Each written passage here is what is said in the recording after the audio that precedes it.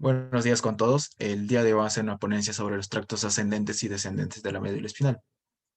El docente a cargo es el doctor Cruz Flores, mientras que los estudiantes a cargo de la ponencia son Melgarijo Alvarado, Muñoz Campos, Paredes Álvarez, Ramírez López y Sánchez Espinosa.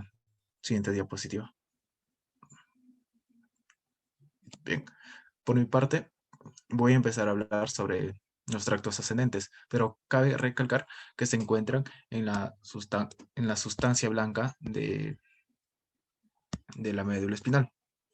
Estos van a conducir una información propioceptiva o estereoceptiva desde la médula espinal hasta el cerebro. ¿Pero qué es una información estereoceptiva? Pues es la información que proviene fuera del cuerpo, como por ejemplo el dolor, la temperatura, el tacto. Mientras que la propioceptiva es información que proviene dentro del cuerpo, como por ejemplo lo de los músculos y de las articulaciones. Con respecto a su organización anatómica, los, la información de las terminaciones sensitivas periféricas van a ser conducidas a través del sistema nervioso por las neuronas, como lo son las neuronas de primer orden, de segundo orden y tercer orden. La neurona de primer orden se encuentra en el ganglio de la raíz posterior, la cual va a dar una prolongación a las terminaciones sensitivas y otra prolongación dentro de la médula espinal, la cual se va a conectar o va a hacer sinapsis con la neurona de segundo orden. Esta neurona de segundo orden va a dar un axón que se va a decusar y ascender. Mejor dicho, que va a cruzar y va a empezar a ascender hasta llegar a la neurona de tercer orden. Esta neurona de tercer orden, por lo general, se encuentra en el tálamo. Y va a dar un axón que se va a dirigir a la región sensitiva de la corteza cerebral. Por otro lado, las sensaciones de temperatura, de, de dolor, van a ascender por el tracto espinotalámico lateral. Y las sensaciones de presión, de tacto ligero, van a ascender por el tracto espinotalámico anterior. Y las sensaciones de inconscientes de los músculos, articulaciones de la piel, van a ascender por el tracto espinocerebeloso posterior y anterior. Siguiente. Bien, las vías ascendentes. Para empezar, tenemos al tracto espinotalámico anterior, la cual los axones van a ingresar a la médula espinal a través del ganglio de la raíz posterior y se van a dirigir hasta el asta posterior dando ramas ascendentes y descendentes. Las ramas descendentes van a dar ramas colaterales. Estas ramas ascendentes y descendentes van a formar el tracto posterolateral del Isauer. Por otro lado, la neurona de segundo orden va a dar un axón que se va a decusar y va a empezar a ascender por el cordón contralateral. A medida que el tracto espinotalámico anterior ascienda por la médula oblonga, se va a juntar con el tracto espinotalámico anterior y el tracto espinotectal, los cuales van a formar el lemnisco espinal. Este lemnisco va a empezar a ascender por la médula oblonga, por la protuberancia anular y por el mesencéfalo hasta llegar a la neurona de tercer orden, la cual va a ser sinapsis. Como ya había mencionado, el tracto espinotalámico anterior se va a encargar de transportar las sensaciones de tacto ligero y de la presión. Siguiente diapositiva, por favor.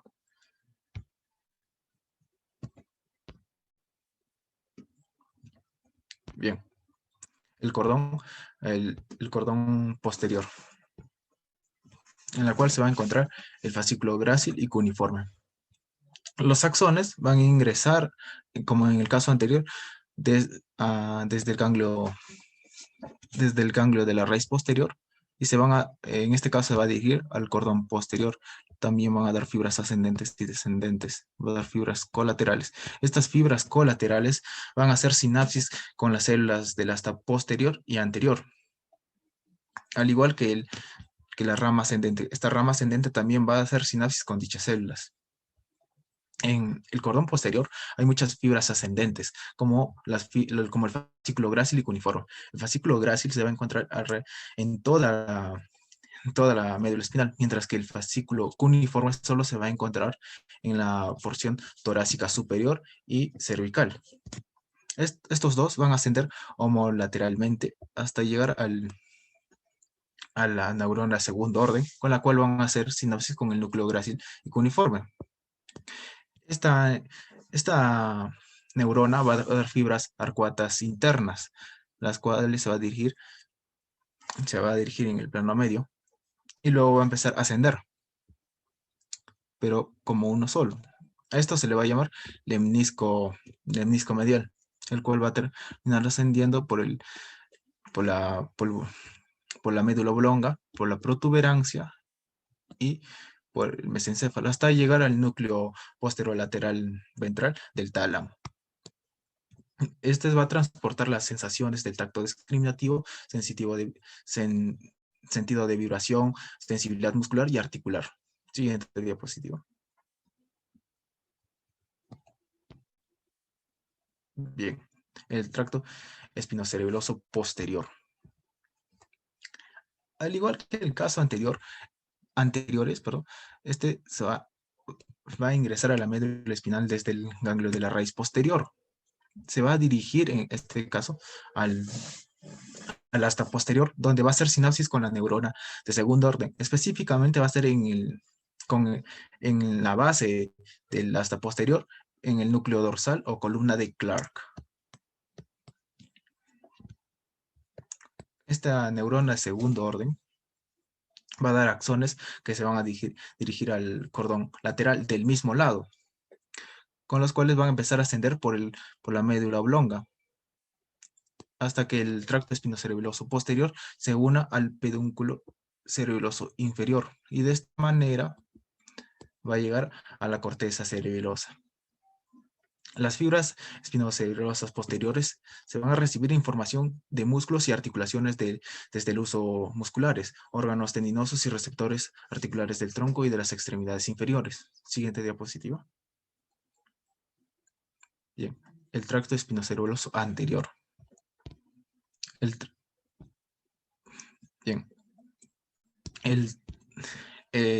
los axones van a llegar desde el ganglio de la raíz posterior hasta posterior, hacer sinapsis van a hacer sinapsis en la base del asta posterior, en el núcleo dorsal o columna de Clark, al igual que en el caso anterior. A diferencia del caso anterior, es que la mayoría de los axones de las neuronas de segundo orden se van a decusar y van a empezar a ascender por el tracto espinocerebeloso del cordón contralateral. Pero hay fibras que se permanecen en el mismo lado y empiezan a ascender. Estas fibras van a ascender por la médula oblonga y por la protuberancia anular hasta unirse al pedúnculo cerebeloso superior y llegar a la corteza cerebelosa. En el caso de los que habían decusado en la médula espinal, van a volver a cruzar, pero dentro del cerebelo. Y bien, el tracto espinocerebeloso anterior va a recibir información de los músculos y de las articulaciones de los usos musculares. Siguiente diapositiva. Bien, doy paso a mi compañero. Gracias. Mi nombre es Anderson Paredes y vamos a continuar con la exposición. El fascículo espinotalámico lateral, si bien empezamos diciendo que periféricamente nosotros vamos a percibir los movimientos, dolor, temperatura, van a ser por unas células. En este caso, el dolor la vamos a poder sentir por las terminaciones nerviosas libres. La temperatura la vamos a poder percibir por las células de bulbo de Kraus y las terminaciones de Ruffini. Estas terminaciones de Ruffini lo va a permitir cuando la temperatura es demasiado elevada. Y el bulbo de Kraus cuando tenemos una temperatura baja. Entonces, este fascículo espinotalámico lateral también se le va a denominar fascículo o vía termoanalgésica. Vamos a encontrar 3 neuronas de orden. La primera neurona, siempre, como ya lo hemos visto anteriormente, siempre ascendente, va a pasar por el ganglio de la raíz posterior. Siempre va a ser su inicio por ahí. Entonces, tenemos este inicio por el ganglio de la raíz posterior. Entonces, esta neurona hace sinapsis luego con la segunda neurona, ¿en dónde? En la sustancia gris, en su asta posterior, o en la sustancia gelatinosa del relano. Luego sube uno o dos segmentos de la médula espinal y se va a cruzar por la comisura de la sustancia gris y va a formar el haz espineo-tálamico lateral. Esta decusación es muy importante saberlo en unos traumatismos. Pues, ¿por qué? Porque a nivel de una vértebra, los segmentos no van a corresponder a... Los segmentos medulares no pueden corresponder a su misma vértebra. Por eso es que esta decusación se eleva uno o dos segmentos más y ahí donde va a formar este haz espinotalámico, en este caso el lateral. Su segunda neurona asciende, hacia la tercera neurona. ¿En dónde? Donde va a ser sinapsis en el núcleo ventro-posterolateral del tálamo. Y luego, estas neuronas se va hacia la corteza cerebral, ¿para qué? Para que se haga consciente. Siguiente. Vías descendentes. Siguiente. Un poco de historia rápidamente. Entre los años 40 y 50, el neurocirujano Wilder Penfield realizaba operaciones a pacientes despiertos, mientras que en el cerebro les colocaba unos pequeños electrodos y veía cómo el paciente, hacía movimientos involuntarios en este caso, pero causados por los pequeños electrodos. Veía que el paciente podía mover un brazo, se le movía el ojo, la lengua, o sentía cosquilleo. Entonces, eso quiere decir que a partir de estas observaciones, Penfield realizó un mapa de la corteza cerebral, en donde cada modalidad sensorial estaba representada por una parte de la corteza cerebral. Siguiente. A partir de estas vías motoras, en este caso la piramidal, la córtex espinal, se va a dividir en dos, en vías piramidales y extrapiramidales. Pero aparte vamos a tener otras vías descendentes que la vamos a explicar después. Siguiente. En este fascículo córtico espinal que les dije que existían dos, piramidales y extrapiramidales, en las vías piramidales vamos a tener que el fascículo córtico espinal va a ser, o también llamado haz piramidal. ¿Cuál es la diferencia con el ascendente? Es que este viene de la corteza cerebral. Entonces, ya inicia desde el ganglio de la raíz posterior, ¿de acuerdo? Este haz córtico espinal va a permitir los movimientos voluntarios, discretos o hábiles de los miembros superiores, inferiores y del tronco. Su primera neurona, por ejemplo, acá tenemos el área 4, su primera neurona va a venir de la corteza cerebral, por ejemplo, desde la quinta capa de gigantocélulas de Betz, va a descender hacia la corona radiada, y de la corona radiada se va a dirigir hacia el brazo posterior de la cápsula interna. Luego al descender, va a cruzar por unos segmentos, que acá lo voy a mencionar. En el pedúnculo cerebral, ¿en dónde más va a estar? Va a formar el pedúnculo cerebral a nivel de su pie, el pie de los pedúnculos cerebrales. Luego, en la porción basilar, en su puente. Seguidamente, en el bulbo raquídeo, va a formar las pirámides vulvares. De aquí su nombre es piramidal, ¿no? Luego, al llegar a la parte de un tercio inferior del bulbo, va a ocurrir una decusación. La decusación es cuando algunas fibras van a cruzar hacia el lado contrario. Entonces, tenemos que la decusación, un 80 a 90% va a decusar y desciende por el cordón lateral de la médula espinal. A este se le va a llamar el haz cruzado. o hace córtex espinal lateral cruzado. Otra cantidad de fibras de un 10 al 20% van a tener su mismo recorrido. Entonces eso quiere decir que no va a ser cruzado y va a estar formando el haz córtex espinal anterior. Por lo tanto, el haz córtex espinal que se originó en el hemisferio, ¿lo recuerdan? En el hemisferio por las células gigantocelulosas de Betz, se van a originar ahí y envía la información de ejecución de movimiento voluntario a todo el hemicuerpo contralateral. Esta es la vía más importante motora descendente, vía piramidal. Ahora veremos la vía extrapiramidal. Siguiente. Bien, continuamos con los fascículos extrapiramidales. Aquí nos vamos a encontrar una serie de fascículos o vías descendentes. El primero que vamos a conocer es el fascículo reticuloespinal. Este va a tener la función de la musculatura extrínseca del tronco. Van a ser los músculos encargados de la bipedestación. ¿Y dónde se va a originar? Se va a originar en la formación reticular de la protuberancia, en su haz retículo espinal protuberancial o también retículo espinal medial. Por otro lado, se va a originar también en el haz retículo espinal vulvar o lateral.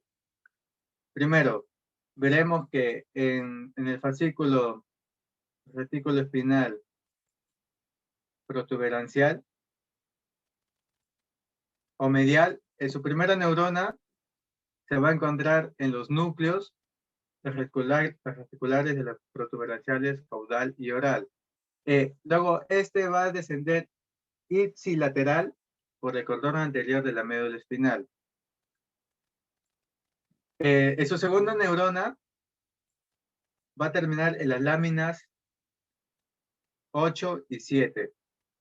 Por el contrario, el haz retículo espinal vulvar o lateral, su primera neurona se va a encontrar en el núcleo reticular gigantocelular.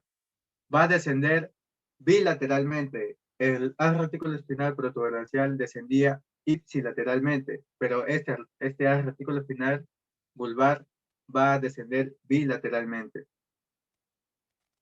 Va a descender bilateralmente por el cordón lateral de la médula espinal y va a terminar en su segunda neurona, hacen sinapsis de su segunda neurona en la lámina 8. Siguiente. La vía vestíbulo espinal. Esta vía va a facilitar la actividad medular somática refleja y los mecanismos que controlan el tono muscular extensor. Posee dos, el fascículo vestíbulo espinal lateral y medial. El haz vestíbulo espinal lateral es originado del complejo vestibular. ¿Dónde se encuentra este complejo vestibular? Si hacemos un recordatorio.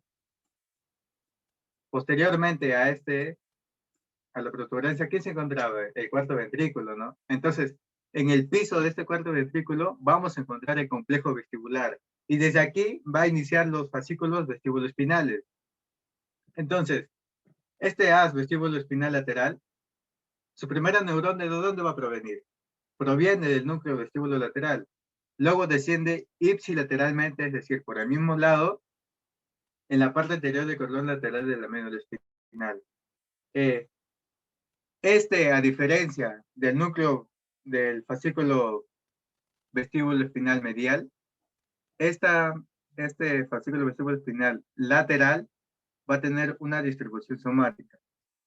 Este fascículo, por último, hace sinapsis en su segunda neurona, en la lámina 7 y 8, donde se va a unir con las que hace sinapsis del fascículo vestíbulo espinal medial. Este fascículo que acabo de mencionar lo va a hacer énfasis mi compañera siguiente. Continúa. Gracias. Bueno, mi nombre es Mayber Muñoz y voy a continuar con el fascículo vestíbulo espinal medial. Las fibras de este fascículo se van a originar en las neuronas de los núcleos vestibulares medial e inferior del área acústica.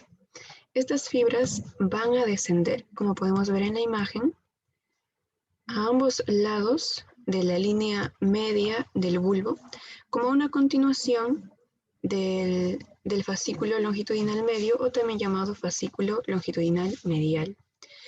En la médula espinal, estas fibras van a continuar, y en la médula espinal se van a situar en la parte media del cordón anterior y van a terminar en la región cervical en contacto con las neuronas que van a inervar los músculos encargados de dar la posición de la cabeza y del cuello. Por lo tanto, la función de este fascículo será permitir el control de la posición de la cabeza de acuerdo a estímulos laberínticos o estímulos auditivos. Siguiente, por favor.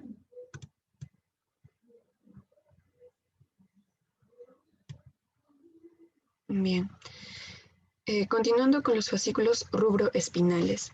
Estos fascículos van a estar más desarrollados en las especies inferiores que en el hombre. Tenemos que estos fascículos se van a originar en los núcleos rojos del mesencéfalo, los que podemos observar acá, de manera que sus fibras van a cruzar al lado opuesto de la decusación ventral del tegumento, y en la médula, como podemos observar en esta imagen inferior, en la médula se van a encontrar en el cordón lateral, ventralmente al fascículo córtico espinal. Entonces, los axones de este fascículo se originan en el núcleo rojo del mesencéfalo, van a cruzar y se van a dirigir inferiormente y van a cruzar por todo lo largo del puente de Barolio y se van a dirigir hacia la médula espinal. En el hombre, probablemente van a descender hasta la región torácica de la médula. En cuanto a la función de este fascículo, va a estar relacionada con la coordinación de los movimientos. ¿Por qué? Porque va a recibir referencias de fibras del área 4 de las extremidades superiores e inferiores. Por lo tanto, va a estar relacionado con la coordinación y se van a encargar o van a facilitar la actividad de los músculos flexores y van a inhibir la actividad de los músculos extensores. Siguiente, por favor. Continuamos con los fascículos tectoespinales. Estos fascículos van a estar formados por fibras que van a tener su origen en los tubérculos cuadrigéminos, en el tubérculo cuadrigémino superior. Posteriormente, estas fibras van a pasar al lado opuesto y se van a cruzar delante de la sustancia gris periacueductal. Algunas de estas fibras van a terminar en diversos núcleos a lo largo del tronco encefálico, y las demás van a descender hasta la región cervical inferior de la médula espinal, como podemos observar acá en la imagen, a cada lado de la porción ventral en el cordón anterior. En cuanto a la función de estos fascículos, va a estar relacionado con el centro de la coordinación del movimiento de los ojos, de los miembros superiores, pero esto ante estímulos luminosos.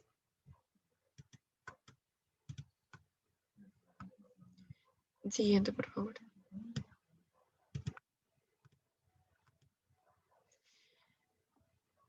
Por último, vamos a tener a los fascículos oligoespinales. En cuanto a este fascículo, van a existir dos conceptos. Tenemos a la literatura que nos menciona el libro de Bustamante y la que nos menciona el libro de Snell. En el Bustamante nos menciona lo siguiente, que las fibras se van a originar en el complejo olivar inferior y desde acá van a pasar al lado opuesto y van a descender hacia niveles cervicales de la médula espinal, superficialmente en la zona límite en los cordones lateral y anterior. En cuanto a la función va a estar relacionado con la vía de la coordinación de tipo propioceptiva y motora entre el miembro superior y la cabeza. Ahora, de acuerdo a la literatura que nos menciona el libro de Snell, nos dice que actualmente existen dudas acerca de este fascículo y no nos da a mayor detalle. Siguiente, por favor. Le doy pase a mi compañero. Sí, siguiente diapositiva. Bien. Luego de escuchado a las vías ascendentes y descendentes, ahora vamos a pasar a hablar de los síndromes. Pues los síndromes han sido clasificados de manera sección completa y sección incompleta. Es decir, ya sea en cualquier parte de los segmentos medulares que conforman a dicha médula. Bien, cabe indicar que en la edición medular completa abarca todo el contorno, como vemos en imagen, y la sección medular incompleta, solo una parte, que puede ser una parte anterior, una parte posterior o una mitad, la cual vamos a ir explicando por parte de cada síndrome. Aquí hemos tomado a cabo 6 tipos de síndromes. El primer síndrome, como vamos a notar, es el síndrome medular completa. El síndrome medular completa, como primer causa o etiología, tenemos traumática, es decir, traumatismo. Por los traumatismos son una causa muy frecuente en estos tipos de síndromes. También tenemos hemorragia. También puede ser un absceso epidural y metástasis, que está relacionado con el cáncer.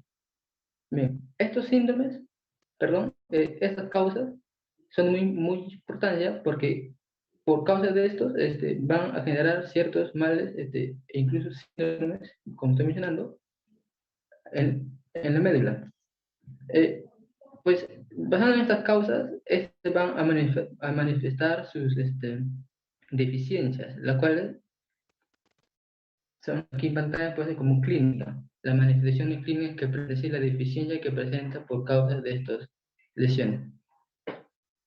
Cabe indicar que la lesión medular completa se diferencia de todas, ya que el nivel de la lesión es muy importante, porque su deficiencia se manifiesta por debajo del nivel de la lesión.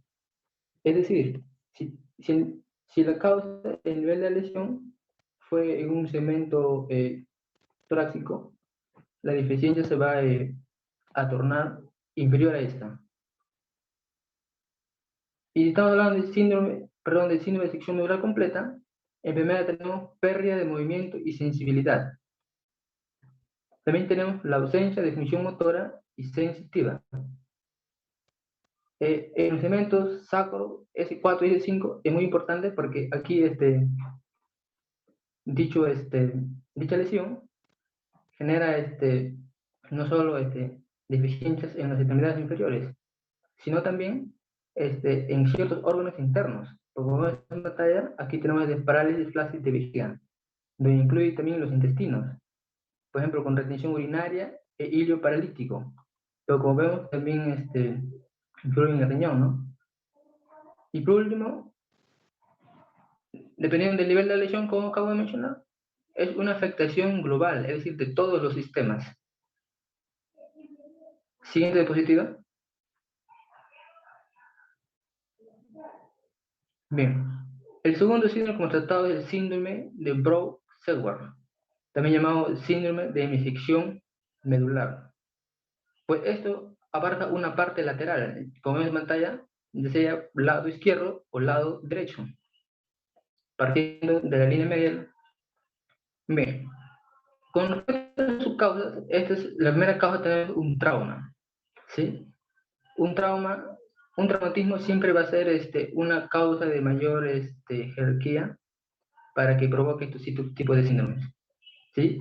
Por diferencia del primer síndrome que hemos tratado, es un trauma penetrante, es decir, un trauma donde ha provocado inclusive fracturas de las estructuras óseas vertebrales, donde comprometido, si es posible, derrame de sangre, ¿no? internamente. Y con respecto a su clínica, tiene que ver en relación con la primera motoneurona. Pues aquí abarca pérdida, propiocepción ipsilateral de sus manifestaciones clínicas, afectación contralateral de la sensibilidad térmica y dolorosa. También menciona que puede asociarse a nivel de la segunda motoneurona, es decir, ambos guardan relación, ya que al estar afectado la primera motoneurona, no va a poder dar su conexión, como han explicado antes, en las vías ascendentes, y por tanto va a generar cierta deficiencia en la comunicación con esta segunda motoneurona. Siguiente diapositiva. Bien, el tercer síndrome constatado es el síndrome coronal central. Pues como vemos, este síndrome tiene que ver con la comisura. Es decir, en todo el contorno donde tiene que ver el conducto ependimario. Nos podemos ver la comisura anterior, la cual dado por la sustancia blanca, y donde compromete también la lámina vertical que une a la sustancia gris, que es la comisura gris. ¿Sí? Entonces, en esta parte es que afecta especialmente. Igual relación con la misma talla con el tracto espinotalámico, la cual ha sido mencionado por los compañeros anteriormente, con sus causas. En sus causas tenemos también nuevamente aquí un traumatismo. ¿Sí? Un trauma, lesiones por hiperextensión. Hay que mencionar que es por hiperextensión, es decir, sea de manera dorsal o ventral la hiperextensión en pacientes que presentan espondilosis. También está dado por pacientes que presentan otros tipos de causas, ya pueden ser también, como mencioné hace un momento, los cánceres. O puede ser también una infección de la capa dura madre, la capa externa. También tenemos tumores intramedulares. Pues estos hacen metástasis y provocan dicha lesión. Pues clínicamente afecta cualquier parte de los segmentos medulares. Cuando se da específicamente en segmentos cervicales, se va a llamar en capa. En capa. Otros términos clínicos que presentan también son ependimomas y astrocitomas. También tiene afectación sensitiva, es decir, un déficit. Siguiente diapositiva.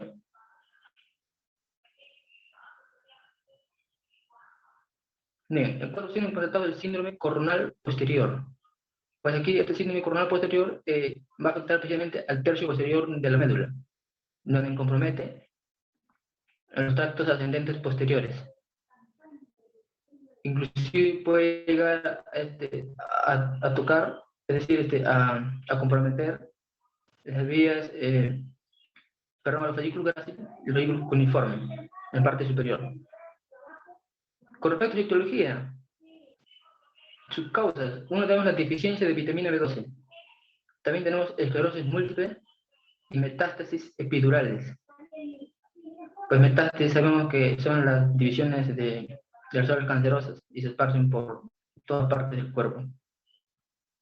Y clínicamente se manifiesta como pérdida sensitiva, propioceptiva y vibratoria, es decir, ataxia. Y también tiene que ver, complementar también guarda relación con un pequeño un problema que es el rompe positivo. Bien, siguiente diapositiva. Voy a dar paso a mi compañero. Ya. Bueno, continuando con la exposición acerca de los síndromes, yo voy a hablar acerca del síndrome posterolateral. Como podemos observar, según su nombre, la región afectada de la médula espinal, como vemos en la imagen a la derecha, va a ser la porción posterolateral de la médula espinal. Posibles causas de este síndrome van a ser déficit de vitamina B12, deficiencia de cobre, mielopatía espondioitica cervical, paraparesia espástica tropical, paraparesia espástica hereditaria y mielitis paraneoplásica. Y características clínicas que vamos a poder observar van a ser la debilidad bilateral de primera motoneurona, que va a ser bajo el nivel de la lesión. También vamos a poder observar marcha paraparética espástica, pérdida bilateral de sensibilidad epicrítica bajo el nivel de la lesión y también ataxia sensitiva.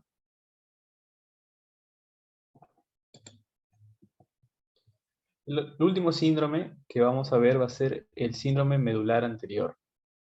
Como podemos observar, se va a alterar gran parte de la porción anterior y también porción lateral de la médula espinal.